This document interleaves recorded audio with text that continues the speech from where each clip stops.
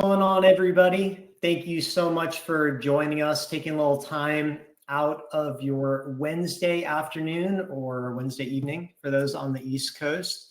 My name is Keim. I lead a company called Ocean Ridge Capital, focused on creating high cash yielding investments that are diversified and backed by real estate, particularly in multifamily. But we also look at other kind of unique alternatives, primarily serving founders and also working with fund of funds and wealth managers. Super excited to be joined by my friend and colleague, Danny Flores. And this is going to be a super fun conversation. Danny and I have been poring over the data and the different situations in what is a pretty weird economy.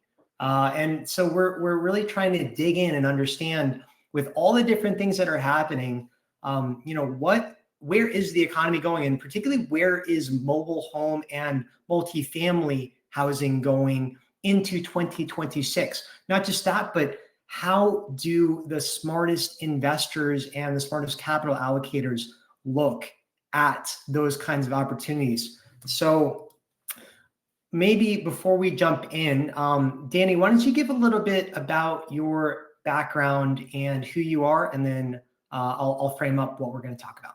Okay, perfect. No, thanks so much, Morgan, for the introduction. Yes, so I started in construction. I was 16 years in construction, in the construction field. Then got a finance degree, went into banking, where we did 25 million and up to $1 billion in loans.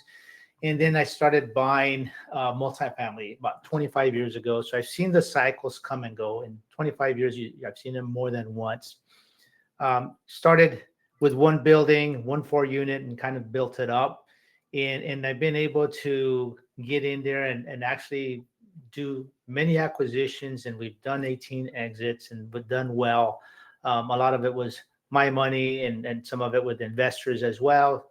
Done good multiple returns for that. And so just we're in the business, and part of being in the business, we have to keep track of where the economy is going so that we know what to buy and where to buy. So that's the purpose of Morgan and I getting together, going through this research and trying to understand how the interest rates affect us, how the job market affects us, how the construction and new product affects us, and just taking a look at that and seeing what we can present to you guys. Yep. No, absolutely. And I think it'll be fun to dive in on this too. We're going to do this very much like a fireside chat. We have some data, but mainly we're going to cover four different pictures here. One is going to be like the macro picture. What are jobs, inflation, rates, what's all that kind of shaping up to look like into 2026? And a lot of this is being fed by the national research data groups that are kind of poring over and analyzing that data too. The second is going to be what that actually is doing in the multifamily real estate space. Third is how, ultimately to benefit from what we're seeing and from what the data is suggesting. And lastly, how both Danny and my groups are looking at positioning into this next leg of the cycle. So again, this is going to be conversational. If you guys have questions, put them in the chat. We would love for this to be, interactive. And also, this is going to coincide directly to a report that we are releasing today. It is what I call the state of the industry, the state of multifamily 2026. It is live on my website, oceanridgecap.com/2026. So jump on there, download a copy. You can see the data. There's more to it than that, but we're kind of teasing out some of the main points and having a broader discussion about that. So, okay, so let's jump right in. As promised, the first picture is that macro picture, right? And so what we're seeing is, a really an interesting market that's obsessed, and maybe rightfully so to some degree, by what the Fed is doing and what rates are doing. The Fed basically has two jobs, right? It's control inflation and ideally keep it, at or below 2% a year. And then it's separately, keep wages growing, keep jobs, in the pipeline, and make sure there's health in the labor market.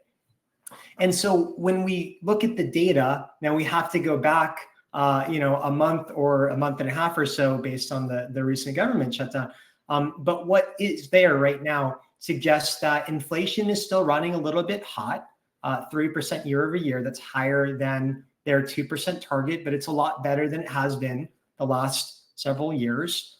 And then separately, jobs and unemployment are about 4.1%, with wage growth still happening, albeit slowing down, right? Maybe it doesn't feel like that in all sectors of the economy, but you are sort of seeing a little bit of a growth there, albeit it's getting weaker and a little shakier. And so as a result, the Fed has cut rates twice in the last couple of months. They cut in October and again prior to that in September, where now we have the 10-year Treasury kind of sitting right around 4.1%, down from 4.9% last fall. And this really, really impacts the value of assets, the cost of capital when you borrow it, and essentially the pricing of some of those assets when they're being acquired because of affordability. So a lot of that kind of tells a story. And actually, Danny, I want to go off script a little bit, but I'd like to ask you, we talk a lot about in our industry the importance of being kind of at or below around a 4% 10-year Treasury. I'm going to share a slide here, but maybe you can talk a little bit about what that sort of means and why that's important in real estate affordability. Maybe you guys can see my screen here. Let's see. Yes. So basically what happens is that when interest rates go up, the cost of capital increases. And on these multifamily deals that we buy, it all hinges off of the net operating income. So if your cost of capital increases and you have a higher debt service payment to make, that means they can't lend you as much money as you'd like them to lend you to do your acquisition. Now, why that makes it more difficult to do acquisitions is if your lender is going to give you, say, a 75% loan to value because the rates are low, but the rates go up and the loan to value comes down to 65% or 60%, that means you need to come in with more equity into the deal. And depending on how much equity you have to come in, naturally, equity is usually more expensive than debt. It changes the whole model. It might make the deals not worth it. So coming in and getting a little bit of relief with the markets, the interest rates coming down, starts helping get more favorable rates as we pursue these acquisitions. And so we watch that very closely, see what the Fed does, and also at the same time, it's the short-term rate that the Fed reduces. So we have to watch the treasuries to see if they follow to make sure that our interest rates become more favorable. Yeah. So, as we get into this, let's say, continued rate cutting cycle, and I think there's some debates as to in the next Fed meeting, are they going to continue to lower or not? I mean, how do you see this unfolding in the real estate demand as we start to look at, this wave of loans that are coming due, and the different data around that? I mean, can you maybe talk through a little bit what you're seeing on the real estate side and the impacts of this? Yeah, so there's a lot of owners that bought property in 2021, 2020, when their interest rates were really low and at 3%, right? So you get these gangbuster loans, usually the biggest and largest ones that you can get at the time. But then as the interest rates rise, and they had to rise to be able to control inflation, now you can't do a refi on these properties because you owe too much. Your loan's too large. It won't support the current lending environment. That makes it difficult for existing operators because they're stuck. If they want to do a refi, they'll have to come in with cash in. It's a cash in refi, they call it. So you're putting money down, you're delevering the property to be able to do this. In order to be able to execute that, you have to have the money to be able to do that. So that's the difficulty on the refi side, that if you can't refi and your loan term is, say, call it a 3-year loan term with no more extensions, now you had some issues that you have to cross. Um, and if you can't produce the NOI to execute that, you got to talk to the lender. You might have to sell that property at a discount, which basically could potentially open up opportunities for us coming in and being able to purchase these properties at a discount. Yeah. No, and it seems like, I mean, the scale of this is just massive, right? It's like, Yeah. North of $500 million, within this year and next year of these loans coming due. And it's like something that was maybe underwritten at 3% now becoming, 5.5 or 6 or, whatever, or just maybe those payments don't support the capitalization today. And that leads to, this form of distress. Is not like an operational distress. It's not like there's an issue at the property. It's more that the capital stack is broken. Maybe the property's operating at 95%. Maybe it's doing incredibly well, but they just have to sell it for a discount because the capital stack doesn't work. Yeah, that's true. Then the question is, what do you do, right? What are you going to do? You don't want to sell it at a loss, but you have a lender that you have to pay back. Yeah. Yep. So, it's interesting, right? Because we can put this data over some of the broader supply and demand things going on nationally. And if we sort of take this, right, you have this pressure on different owners where their loans are coming due and they're having to refi. Maybe they're not able to afford to refinance, or they have to put money in, and maybe they just be willing to sell for a loss. But how does it look when you bring it to the broader real estate market and the supply and demand picture? It's really kind of interesting to look at what has happened the last 5 years, because when a lot of these loans were being given in 2020, 21, 22, there were also a lot of construction projects kicking off. And that has led to essentially the biggest supply pipeline in some markets in the last 50 years coming online with lots and lots of new units.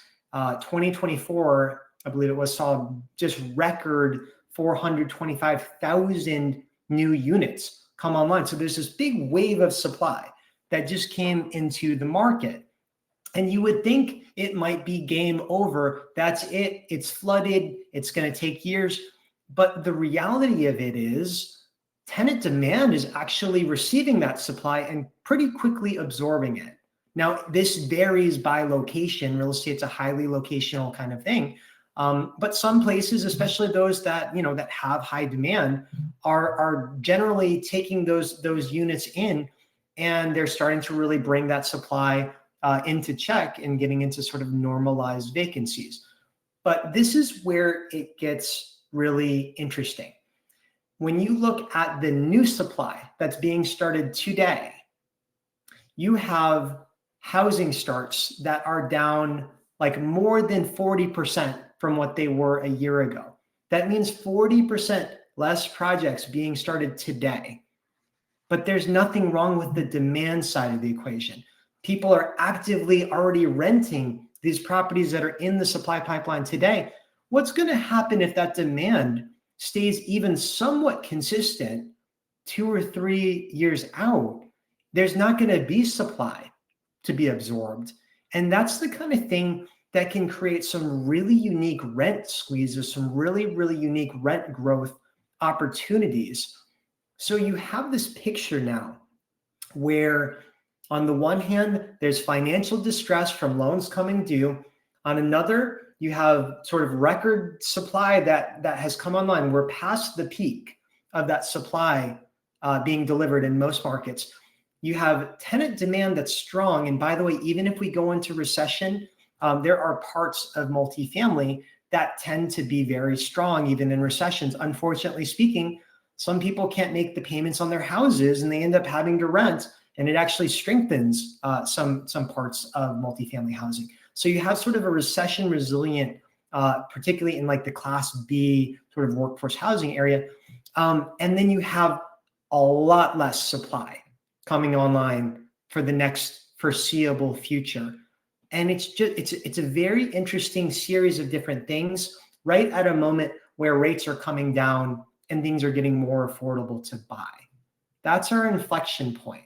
But not all markets are created equal, right? Maybe you could talk a little bit, Danny, about the spread of, where the different like migration is and what markets are sort of absorbing supply, whereas like what need more to kind of run with. Yeah, no, that's those are very good points. And so if you look at the Sunbelt states coming in, that's where probably most of the construction has happened. Yeah. And that's where you can call it oversupplied. But with the forecast in 2026, it seems like there's going to be a huge drop off. And as you mentioned, Morgan, if the demand stays consistent, all of a sudden in those areas we're not going to have enough housing supply. But then if you look at the Midwest and Northeast markets, that's where a lot of the builders didn't go to. Mm-hmm. And so the price fluctuations weren't as prominent, but then the cash flow is a little bit better on deals like that, especially if you go to the secondary markets, right? So the things that we have to watch is, where's everybody moving to, where are the businesses going, and where is the demand, and try to position ourselves ahead of the curve in a sense. When everybody's kind of holding back because they don't know what's going to happen, they don't know where the interest rates are going, we want to get in there and look for those deals that when the markets change, when the supply starts running out and demand starts going up, you're in position to be able to capitalize on that. And that's usually when rents start going up. So we also get interest rates coming down at the same time. Now you have valuation moving up and making these deals very profitable. Yeah.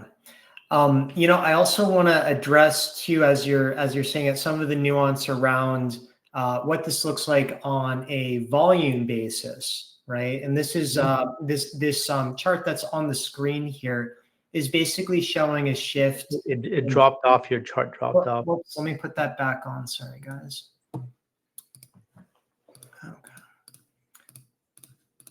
All right. Can you see this now? It's coming up. Okay. There we go. So what this is showing is basically a shift in the active housing inventory by state. And, we've seen these also with different metros, but they tend to kind of coincide. But basically you've got sort of a change in how much more or less housing inventory is available year over year. That's on your x-axis. And then on the y-axis, you're talking about, what does this look like pre-pandemic if you took 2019 numbers? And what this is kind of saying is it's like a measure of like what's actually trading, where actually are homes and multifamily properties available to sell. The reality is a lot of the Sunbelt places they're actually getting to a place where they have at or above the amount of pandemic level housing that was available because they built a lot. But if you look on the bottom here, these are the places where they didn't build. It's like New England. I mean, Illinois, ironically, Chicago, I hear this year had 7% rent growth when nationally it's been largely flat. And it's sort of an interesting sort of duality story where, like, does this mean Chicago is the growth driver of the nation for the next 10 years? I don't know. I'm not going to go that far, right? But does it mean that they really didn't get much supply and the demand stayed consistent? And as a result, there's actually a lot less inventory to go around, which can actually increase pricing because of supply and demand. It certainly looks that way, right? In a lot of these areas. Now it's likely to shift into the future, right? As demand trends continue, as that building and supply story slows down. And, let's say you get, hundreds of thousands of people that go into Dallas, Texas or whatnot. And yet there's not enough housing to go around. It's going to create a rental squeeze. So we are kind of looking at both stories, but it's not just a point and shoot, follow the demand or follow the supply. It's more nuanced than that. So what do we do with all of this information? That's kind of like the million or billion-dollar question. I guess it depends on your aspiration. Um, in terms of what we're really prioritizing in our screening and filter system, there are a couple key levers here. Those financially distressed assets are very interesting to look at right now, but especially when there's a unique creative debt structure. Can you get an assumable rate loan, something maybe where it's not one of the loans that are coming due in the next 12 months. It's something that might be coming due in 36 or 48 months, but it carries a lower than market interest rate. We're looking at some of those things. Opportunities for seller carry, where the seller can carry some of the note, looking at other options around that. Buying below replacement costs. This has been a really key theme for both of us. And I think you and I, Danny, have both done very well with our portfolios in this regard, because we've been, borderline maniacal with making sure that we can protect our downside and protect the investment for our investors, right? Yep. And so that's a really key one, especially as should inflation persist, and particularly should we see it in the construction sector because of things like deportations and things. That's not going to make new construction any cheaper, right? And that's where replacement cost gaps can really widen, where maybe you can buy something for 100 or 150K a unit, where the cheapest you can build it is 275 or 300, right? And those are some unique things that we're watching right now. And then I think especially in the class of assets, we're both looking a lot at workforce housing, not the lowest in the rung, not the top luxury Miami condo stuff, right in the middle, that sort of Goldilocks, tenant base, generally like blue collar job type tenant base, that just fares a little bit better when the economy gets shaky. Actually that asset class can even outperform whether we face a recession or we get into growth. So that's kind of the key thing. I guess there's also like this wealth transfer effect. Maybe you can talk a little bit about that too. Yeah, so it's estimated there's about $70 trillion being transferred from boomers to Gen Xers. And these assets, you have older owners that pass away, then the family inherits the properties. Many times the family doesn't want to continue dealing with them, and then they start selling them off. Those can also create opportunities, because sometimes they're not in the business, they're not as strict with the pricing. And I'm speaking from experience, actually, because I purchased property from second and third generation sellers. They're a little bit easier to negotiate with. Usually if you buy directly from the one who built it, who purchased it, they're a little bit more strict, right? They have hurdles they have to meet. They have a little bit more emotion attached. But usually the ones that the family that inherited are a little bit more flexible, whether they do owner financing. A lot of times they could do that. We bought property with owner financing because the properties were paid off. So there's a lot of opportunities that come from that as well. So it's like, it's just figuring out, looking around and seeing where the opportunities are. And if you look hard enough, they come up. Yep. I think that's right. So I'll put this last one up here. We can talk about it, but how are we positioning, right? Kind of in summary of what we're seeing based on all the things we're seeing economically speaking. Financial distress in imbalanced markets. This is where a lot of the opportunities today are going to be made. And this is where you can find things for 40, 50, sometimes even 60+% below replacement costs because of some levels of forced selling, especially in markets where assets are not going to be getting bid up, right? And that's like a key area that we're looking at a lot, particularly in places like Oklahoma City and Kansas City, a little bit more, secondary type markets. I just think there's a lot of potential to really outperform in the coming years.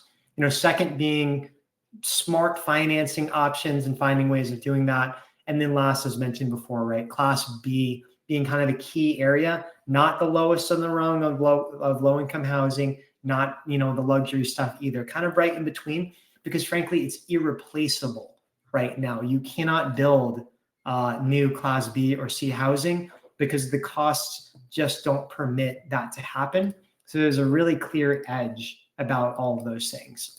So, summing it all up, right, we're really taking all of the economic noise that we're addressing every single day, and we're hearing, and we're, the headlines and everything. Supply is in the process of shrinking, and it is not going to be fixed in at least the next 3 years. Rates are easing, and we're watching right now affordability get more and more in focus. Refinancing and stress on the capital stack is creating buying windows, and it's creating this rare asymmetry to get into deals. And yet there's tenant demand. There's actually a demand pull for these kinds of assets that's extremely strong on the national level. So it's really like sharp investors, and the investors that we're working with, they're not trying to call the bottom and say, I'm going to get the absolute lowest. They're just looking for deals that make sense, aligning with operators that are strong, and ultimately, finding ways of protecting their downside. So, again, if you guys want to read into the details, just publish this report. You can get it at oceanridgecap.com/2026 or join our next deal review.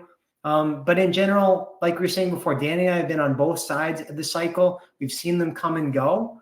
But Danny, I mean, what wins in any part of the cycle? What wins every time? Well, your ability to buy right? Yeah. You make your money when you buy the deal. Don't just go out and buy anything. Make sure you buy it right. And then the other thing is access to these deals, right? So you have to go out and build your broker relationships, the people that are going to send these deals to you, so that you can find them. It's a lot of work, but if you do that, then you'll position yourself well to be able to bring these type of profitable deals to our investors, and to be able to give them a product where it'll produce good returns. Yep, absolutely. So with that, put some questions in the chat. I see that we have a few already, so we can go through these. Ashley's asking, what is probably the case when people are saying cash only because they can't get financed and neither can anyone else? So Ashley, I mean, are you asking about like when you're acquiring property, or like when you're talking to a seller and they're saying they're only going to take an all cash offer as opposed to something with a financing contingency? Is that kind of where you're going with that? Now, here's a little bit to elaborate on that. You still are paying cash in a sense to the seller, because at the end, when escrow closes, they get full cash for the property. Our capital stack could look a certain way with a debt on it and the equity combined, but at the end of the sale, it's all cash to the seller, unless they do a full cash deal where you close in 15 days. That's something different, right? Those are two different scenarios.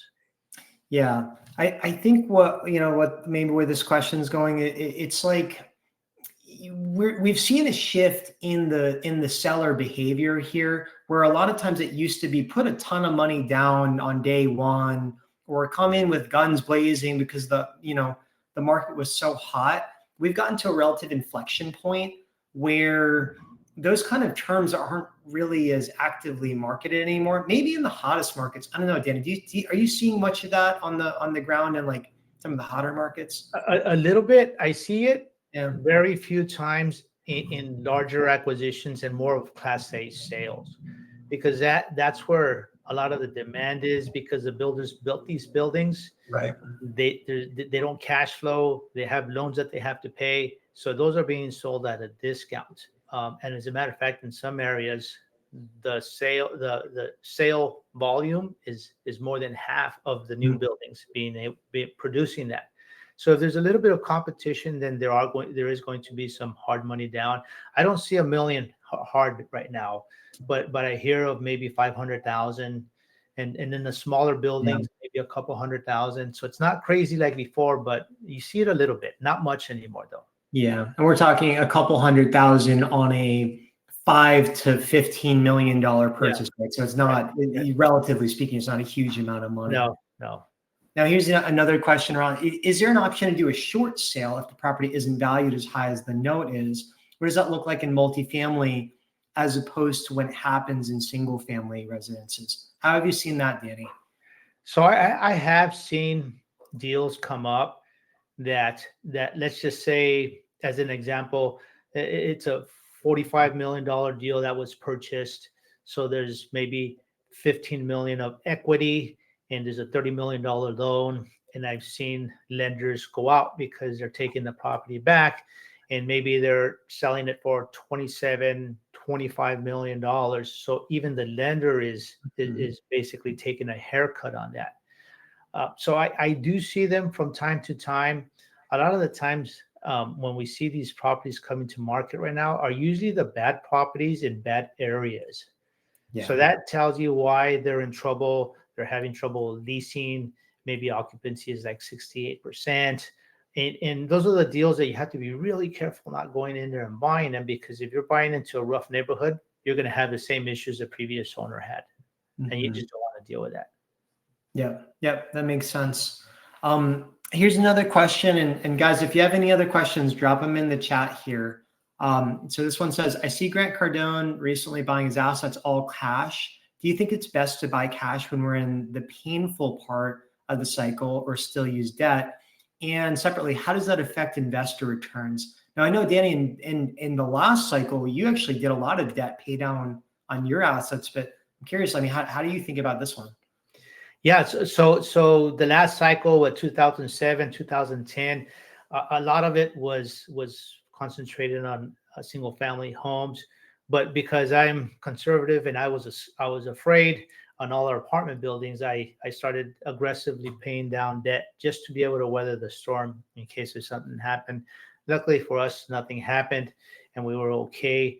But in the question is, coming in and buying cash, it's very expensive to buy a building all cash, meaning it's a lot of money and you don't get the yields that you should with your cash coming in. Now, it is a conservative way of doing it because you can have any type of market fluctuation, whether your tenant base shifts or whether the interest rates go sky high, inflation runs away. You're basically protected, so you're paying for that protection. But if you want to be conservative, you can come in with 50-50, right? Get a 50% loan, 50% equity. That puts you in a good position, but you can put your money to work somewhere else at the same time. Absolutely. There's another question. How does a syndicator get complete with someone that can close in 15 to 30 days? Because usually it takes time to raise money and due diligence. Is that about like how does an operator get a deal closed in 30 days, or is it more about raising the capital? Because I would think the operator side, in general, Danny, most diligence processes are going to take longer than 30 days, even if you have to promise it's going to be only 30, right? Right. Yeah, the deals usually you come in Yeah. and you're going to do a 60-day escrow. But yet, if you're experienced enough, you're going to try to build in extensions into the purchase agreement right out of the gate. Remember, you don't ask for extensions at the end of the deal when you need them. You ask for everything up front and negotiate as many as you can. You might have to pay maybe 25. Usually we pay $25,000 for the 30-day extension, non-refundable at that time. But most of the time you end up using them and you go 70 days, 80 days, 90 days into the deal. Yeah. And I think from the capital raising side, I mean, closing capital in 30 days, it depends on, how big the allocation and how aligned it is with, the investor base or the investor bases that you're presenting it to.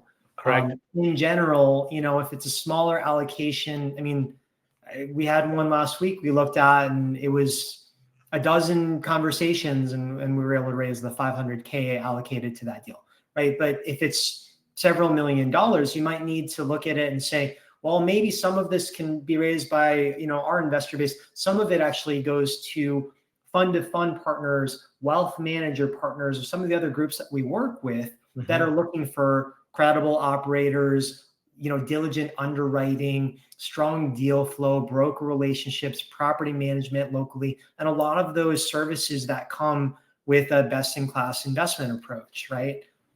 So, those partners are very important, not just on closing quickly, but also on creating scale and leverage for, for doing more deals. When you have a limited inflection point like we do right now, where maybe we could have some of the best buys in the next decade, for the next 12 months or less, right? And it may not be much longer than that. So I think those approaches are really important to explore in a lot of different deals. And sometimes if you have relationships with private equity firms, and then bring them in and do some type of JV partnerships with them, you come in and you're able to close the deal and raise the capital significantly faster sometimes. It all depends, right? You got to see who you have, who your relationships are, what everybody else is looking for returns, and what type of deal you have. I like that. I want to take this one other question, and I want to come back to that as our last thing, because you've worked with some institutions, and I want to ask about that. But is anybody noticing properties with back taxes with liens on them? Danny, have you ever done a tax lien or deed in multifamily or anything kind of around that regard? I've actually looked at, and this is years ago, on buying tax liens, and I went to auctions, so I saw how they worked. And what's interesting is some of the properties that got sold, I knew which ones they were in the city that I used to live in. But other than that, I haven't pursued that as far as coming after and trying to buy properties with tax lien sales. You have to be careful with that, because you have to understand what you're buying. Just because say you're going to buy a property that's $100,000 on back taxes, and you're going to pay those, and then you get the property, but you have to know what you're getting to, what kind of liens the property has, what kind of mortgages the property has, because you inherit the whole thing, right? So be careful when you do that to understand what the whole picture looks like. And if you're not an expert in it, you got to be careful. You got to learn real fast, or you're going to lose some money or get burned on a deal.